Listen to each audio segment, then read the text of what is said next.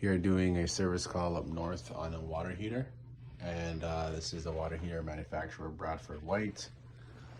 This is the water heater that was installed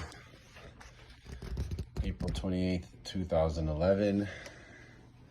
It is a 75 gallon and it has a ton of water softener products here and filters.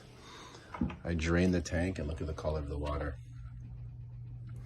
So this is a relief valve here. When we come to do the maintenance and check your water quality, make sure you have it done once a year, because you can be showering in this. If you're drinking from the tap, you're also drinking that too. So I'm going to recommend a replacement here. This is about 13 years old. Up north, water is harder, looking like that. So definitely time to replace. Get your health in check. Make sure that you're healthy and you get your water heater, furnace, and air conditioner or heat pump serviced annually. That's why.